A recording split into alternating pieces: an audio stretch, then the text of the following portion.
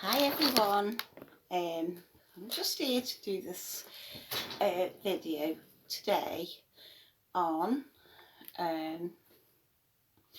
this is going to be before you buy a sugar glider, but it's also going to be before you buy any animal. I may talk about some other animals in this video, but it's just exactly the same as having your sugar gliders. Two animals that I put off having was a sphinx and sugar gliders. Those are the two animals that I've wanted for years and years and years, but I just put off having because I did all research and I thought these are the animals that I might not be able to look after. And it's strange, but these are the two animals that I absolutely love the most. I don't know, I think an animal that's fascinating and that you can do things with. See, when I have an animal, I like to do the all. I mean, this is going to be a glider room soon. I'm going to have chains hanging off my ceiling and really turn it into a great big massive glider room soon. Me Sphinx, the most loving cats ever, love snuggling up to you. And these two animals are the animals that I've kept. Now, many years ago when my daughter was younger, I mean, my daughter's always been into animals. She's going to be a vet now. She's at university studying being a vet. She had lots and lots of animals. We've had rabbits, we've had guinea pigs, we've had these little sucker things that are stuck to the wall, reptiles, and you have to spray the cage. Do you not know what they're called? They had twines. And they were a little bit like sugar gliders and they kind of flew and stuck to you. Really kind of funny. But the thing is, with certain animals are not for kids, right? Because Jodie didn't seem to look after the animals. Now I had to keep looking after them. We had hedgehogs, and like I said, I like doing the works. But when I'm having to keep looking after them, cleaning them out myself, you know, I can't see any harm in rehoming or selling an animal. Right? First off, number one, if you've got an animal that you can't cope with, whether it be a dog chained up outside, whether it be an animal caged up in your house, and you're not giving it that 100% all, there's plenty of people out there that'll take that animal out of your hands and look after it. Don't let it suffer in your house. I've never let an animal suffer in my house, to be honest with you. But if this animal's not for you, please, there's plenty of people out there that will come and take it off your hands and look after it. We've had chinchillas, we've had everything. And there is people that will take their animal off your hands and look after it for you. But saying that, finding the right animal for you is hard. I mean, I've had Maine Coons and I love my Sphinx. And I did take a chance on buying me sugar gliders. And it paid off because, well, I am now absolutely loving them and really enjoying them. And now I've realised that I enjoy them and love having them, I'm going to go into a few things what sugar gliders will need. Number one is expense. They're very expensive. You've got to buy a good big cage, a home for them. They'll live 15 years and, you know, I've finally got my cage now.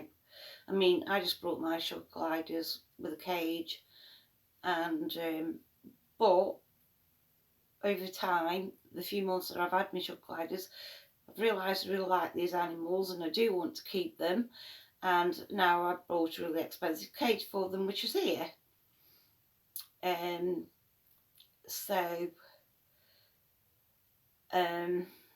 number two is food. Now everybody can say to you, do your research before buying an animal. Yeah, that's good. But I did research for years with sugar gliders, but never had any. All this bonding and all that stuff. And then I thought, what if I didn't like them and they bonded with you and then you've got to sell them because they're bonding animals and all this sort of stuff. Everything put me off. Anyway, I went for it and I brought them just like I did with my Sphinx. me Sphinx were a chance. But they worked out for me. Sugar gliders, and yet other animals just not taken to really. So 2 is food, right? Well, food's not really expensive, but that's more where you've got to do your homework. Mine are on an SGS2 diet, and I just buy vitamins from the Pet Glider Shop UK, and then add it to all my vegetables and veg, and do a £1 batch, which lasts them for quite a while. And then number 3 is you've got Bond and the Deli kit.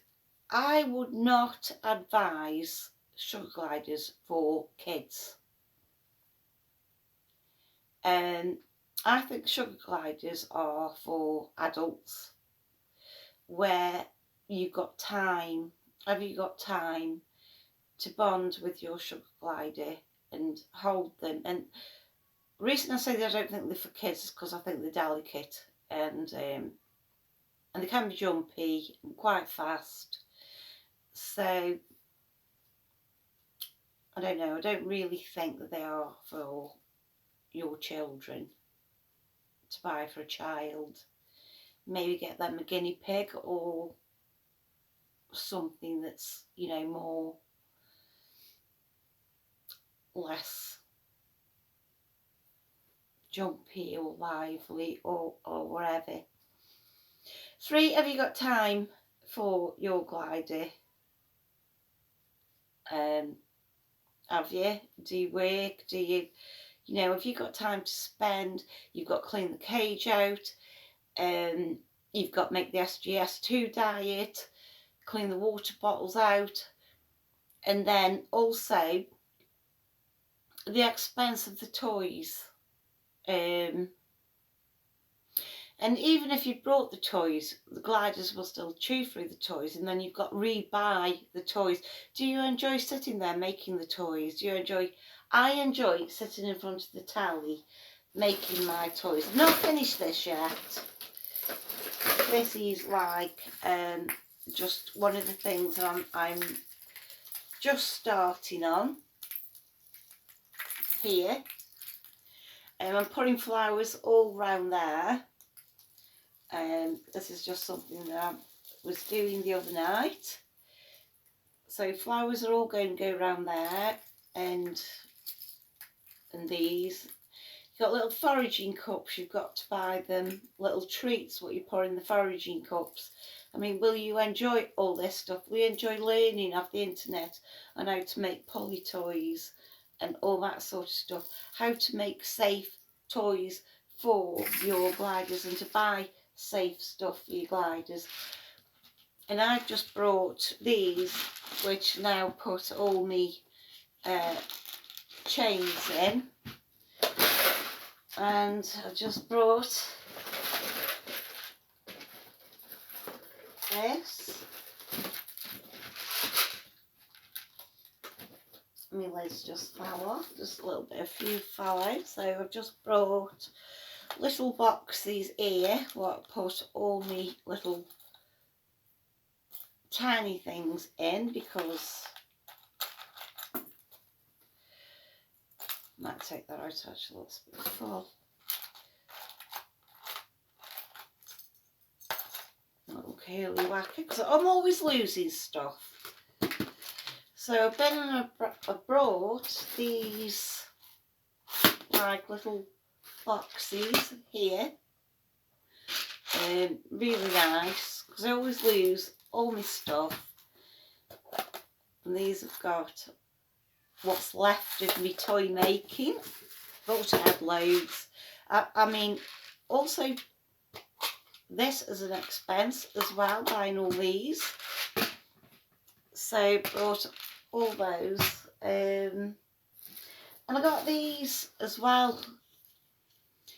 These were from the pound shop. Little Easter egg hunt for kids. And they're absolutely flipping amazing.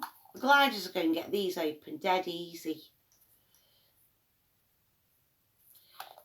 they really just click open dead easy, just like that.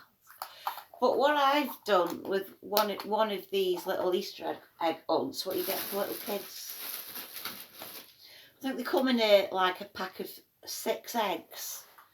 Well, I cut the end off and I put them as little, like, I've cut one off, cut it off and put it little ends like that.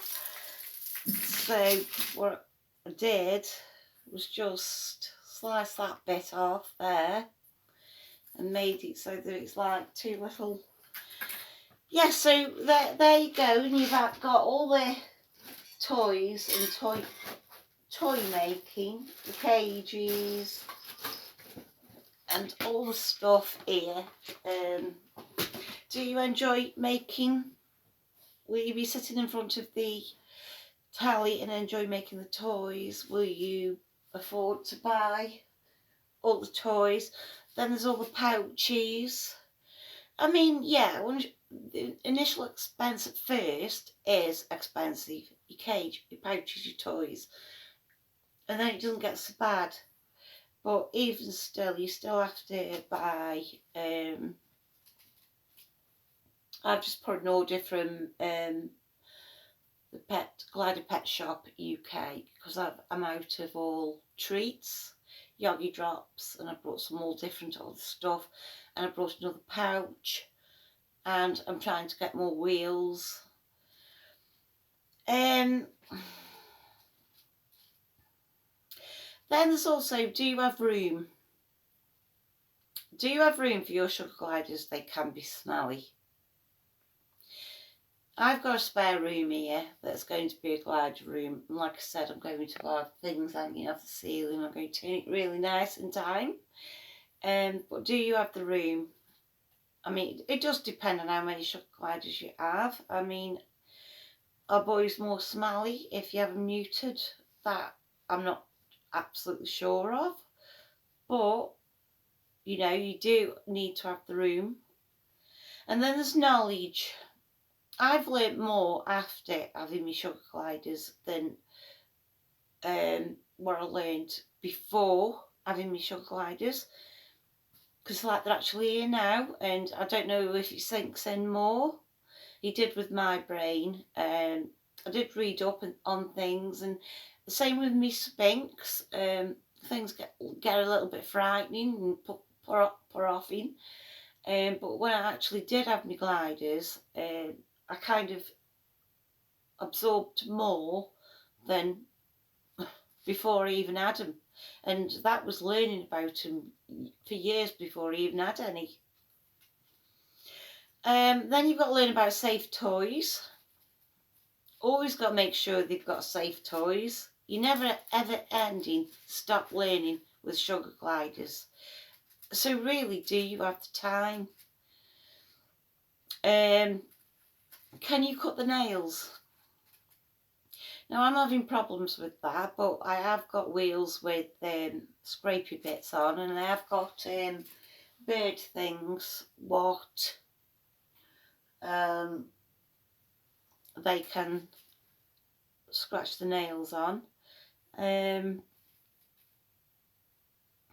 then, have you got an exotic pet vet? I have, but he's an hour away, and there's nothing I can do about that. So,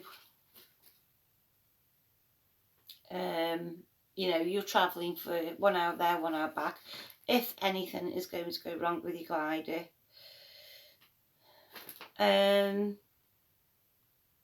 There's lots more I can get through, but I've just wrote quite a little bit of a list down. Now, love me little eggs, what I've just brought, and all my new little stuff that I've just brought. Now, what I've found with the bottom of the cage with my gliders, some people just put the bottom tray, and some people put kiln dried cat litter at the bottom, and then let them go on wire. But I've tried quite a few little bits and things that I've had with my sugar gliders, and I've not really liked them.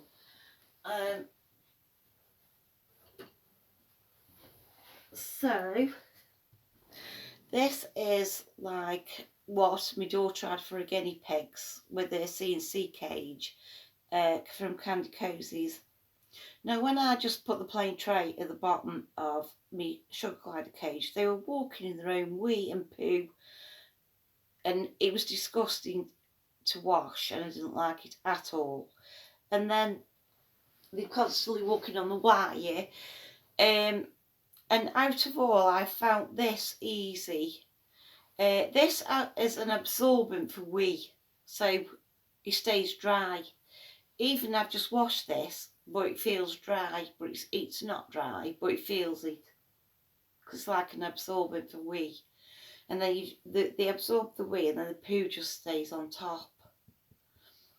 And I found that this is the best for keeping the cage clean and more hygienic. And then, you know, you just take this out, shake it, you can turn it round, and then you can take it out and wash it. So because it's quite big and absolutely great. So that's what I prefer doing. Just 1 second, let me just put this back.